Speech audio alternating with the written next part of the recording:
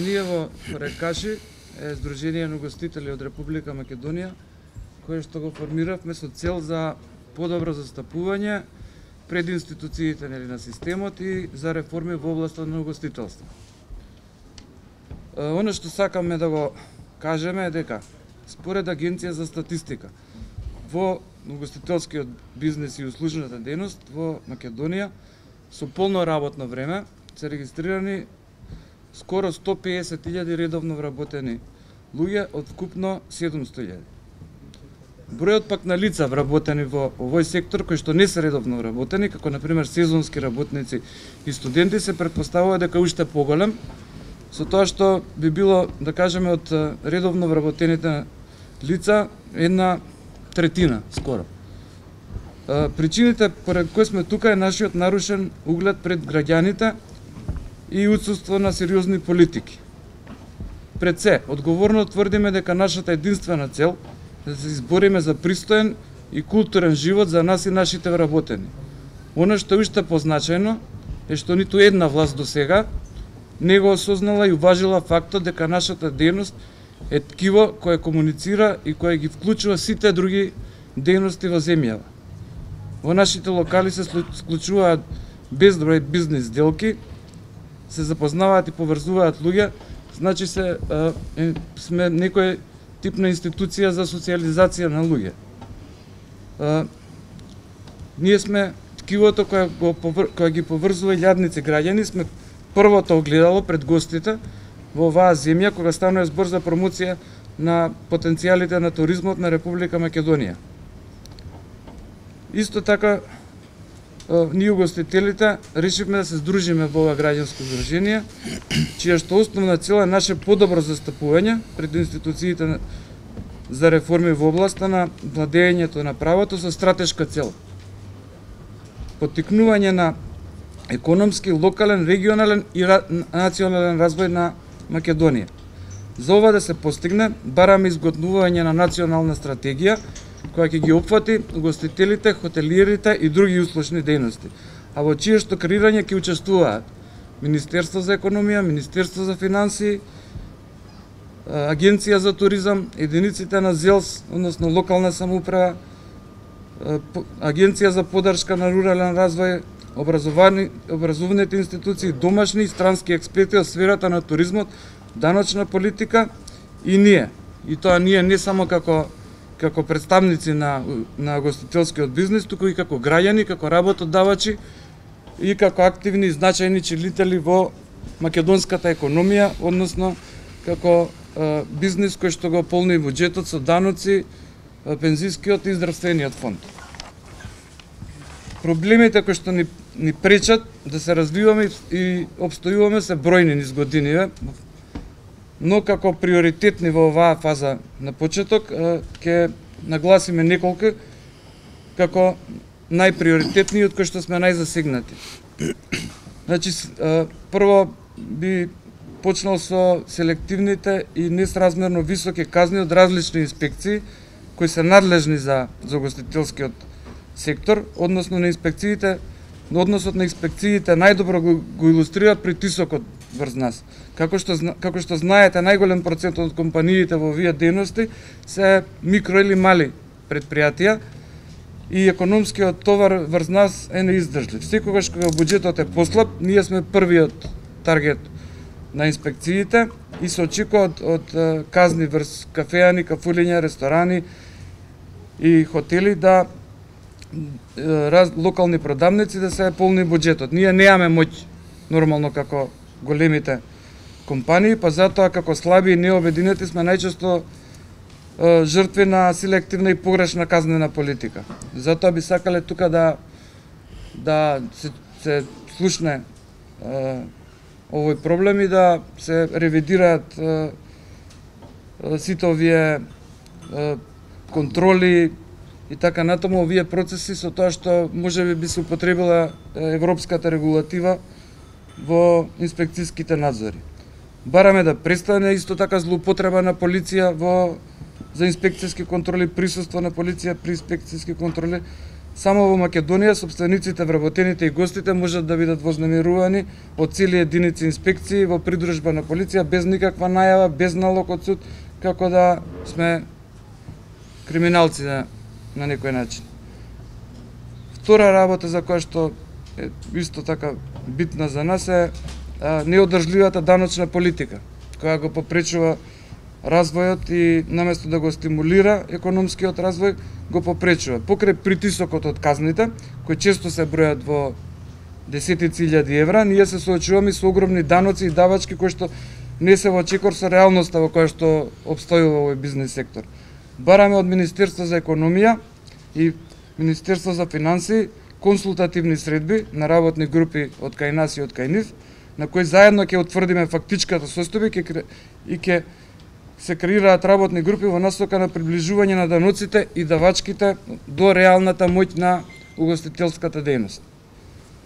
Трета точка е со која што е голем проблем со кој што се соочуваме е немањето на кадар и затоа бараме ревизија на образованието во согласност со потребите на пазарот на труд. Сите релевантни меѓународни и домашни институции најголемиот потенцијал на Македонија го гледаат во туризмот.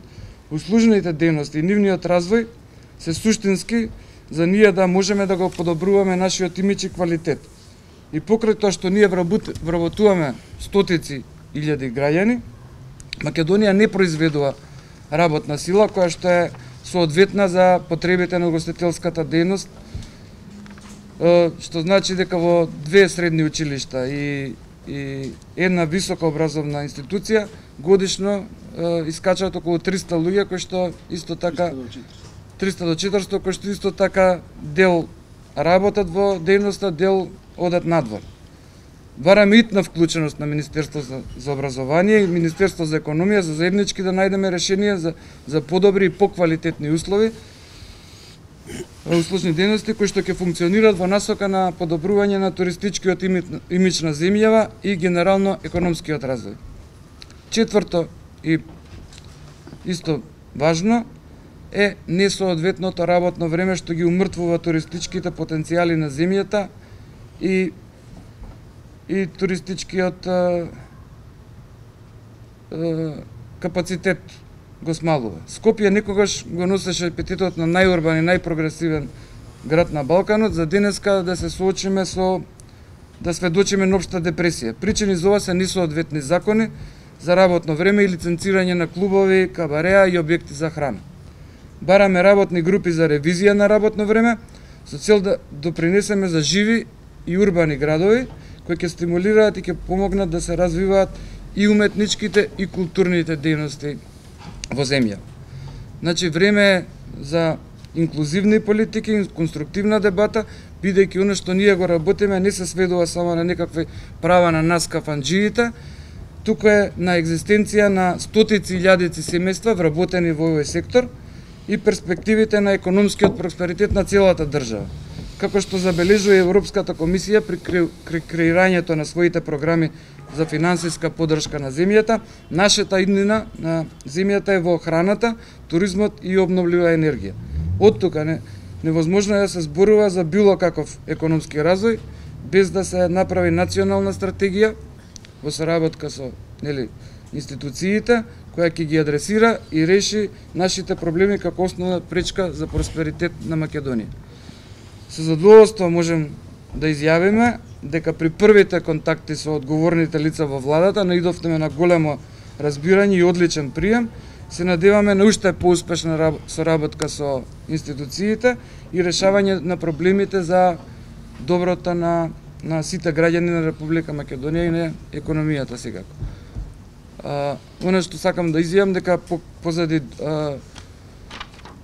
нас, позади Хорекашип, стојат адвокатско друштво Поленак и адвокатско друштво Колемишевски и партнери. Реалното работно време е да ни дозволат да работиме до 1 часот цело време. Значи да не го кратат зимско, летно, викенд, да биде до 1 часот цело време. За да имаме време во тој саат да ги испразниме кафињата и да се држиме до прописите што ги бараат, до законите, за да биде навремено све завршено. И за да печалите конечно. Молам? И за да печалите конечно. Да, секако. Тоа е само повеќе пари За за државата. вин-вин и за нас. ситуација. Времено кажат дека имате притисоци кога буџетот се празни во земјава, односно први сте тие на него. Дали досега како здружение сте се соочили со партиски притисоци на партиска база или може промена на власт? Како здружение не можеме да кажеме тоа, пошто сме релативно нови, нели, неколку месеци и тоа поединечно, не знам дали би можел некој од членовите да каже. Сега за сега не можем да даеме таква. Фино би било да спомнем констатација. исто дека имаме од Битола Да. представник Исто и имаме од Куманово малце задосни човекот тука е, пошто они си имаат собствена мала, да ја наречам, организација, здружение кој што функционира. Од На ниво на Стопанска општина Битола. комора кој што функционираше порано, па се угаси, они останаа како еден огранок кој што функционира, исто и Кумановскиот дел, така да и они се тука денеска со нас. Значи, името на Сдруженијето на угостители од Битола е Клуб Еснав, формирано веќе 2 години. Опфаќа околу 60 на правни субјекти на ниво на општина Битола. И сега додека се соочуваме со истите проблеми, па воспоставивме контакт со Сдруженијето од Скопје и се надеваме на решавање на нашите проблеми на ниво на држава. Значи, си поставивме исти цели, исти задачи, со цел подобро да функционираме сите заеднички. Тоа е тоа. Други прашања? Да. Дали знаете да кажете од поставка и колку тој закон ќе допринесе за хубаво бизнес? Законот е во постапка. Некаде после изборите ќе влезе најверојатно по некои наши информации процедура и чекаме да биде изгласан. Со него се олеснуваат многу некои работи, се за сите да кажеме ќе се подигне сигурно прометот, а со тоа и плаќањето на данок. Треба да се нагласи дека ние не сме инволвирани како здружение во тој Ние нов не- предлог да. закон. Значи, тој предлог закон го имаат направено 6-7 луѓе. Хотам од Охрид го има предложено Ние не тој сме закон и е инволвирани. прифатен во собрание. Одма може да кажеме дека не сме во целост задоволни со новиот предлог закон, но како што е предлог закон е окей за старт, така да сигурно ќе продолжиме и ќе бараме и на истиот тој мали дополнени измени. Во која насока? Кои се забелешки? Да, кои се забелешките на предлог закон? Сега можда не е баш момент да се каже тоа, затоа што и ние не сме многу млади и имаме направено веќе неколку работни групи, кои што така да се уште немаме извадено најмал заеднички содржател, така да било што да кажам може нема да звучи озбилно. Али во секој случај законот новиот вика дека ќе може да се пуши на тераси. Новиот речи го па предлог закон. И На тераси. 30% внатре.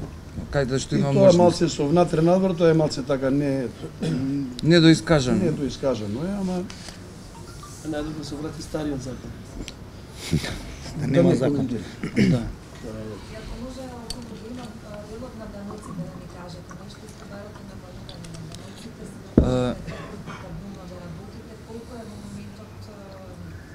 моментот Данокот да кажеме со кој што ние ги набавуваме производите е 5%, а плаќаме 18% за храната. Со тоа што ние би сакале да сериозна ревизорска компанија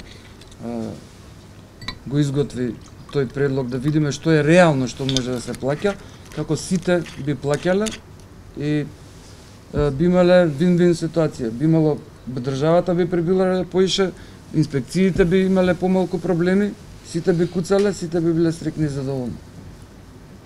Веќе имаме контакти со неколку озбилни куќи, како што е Гранд Тортон или други кои што се спремни да помогнат заедно со Министерството за економија. Зборено е, значи најден на многу на позитивен одговор да седнеме да направиме една комплетна економска анализа од сите сфери.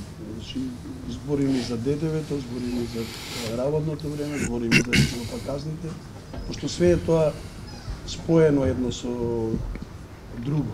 Има многу аномалии, не се аномалии, него многу нелогичности. Не може, например, една сладкарница да плати казна 2000 евра за ова и истото тоа да важи, например, за хотел. Александар Палас, например, се спомнувам. Така, има тие се нелогични работи кои што треба да се решат. Има многу закони кои што не у основа се за угостителство, ама не се допираат еден со друг, не кореспондираат и се сосема нелогични. Како што се казните, например, за невработен, ако ти фатат, например, непријавен, казна е 10.000 евра, а државата произведува максимум 400 луѓе годишно. Ние немаме кадар. Тоа не е најголемиот проблем. Значи, пушењето е најмал проблем, ќе има закон, ќе се донесе закон. Ние немаме кадар, Значи, нема си одат луѓе, немаме, инвестираме во луѓе кои што не знаат да држат тајнци, не знаат да ти донесе чаши. А државата не е никога. Тој кадар работи за 200 евра, па дали од ваша страна е фер да работи тој кадар за 200 евра, млад човек кој само што искочи од факултет, магистар по професија, да дојде да работи кај вас како келнер за 200 евра. Дали мислите дека вие како работодавачи го почитувате нивното искуство, нивната позадина? Логично прашање, апсолутно, одмак ќе ти одговорам со таа економска анализа, која ќе ја направиме сигурно за до нова година, ќе се види каде е негативната работа. Ја ќе одговорам одма со салата од рецимо 2 евра, нормално дека не може да земе келнер поише од 18.000 денари. Дали е тоа во ред? Не е во ред. Значи не е во ред. Не, тоа е состојба во државата, сакам да кажам. Меѓутоа, Не.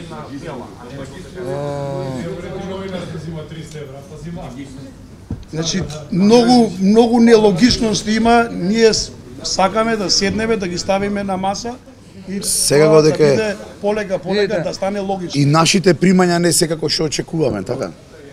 Се разбираме, значи таа е ситуацијата во кажам државата. дека исто голем проблем е што како и све останато неплански се нема контрола од државата врз отварање на, да кажеме, по квартови, по населби на угостителски објекти како секаде у Европа.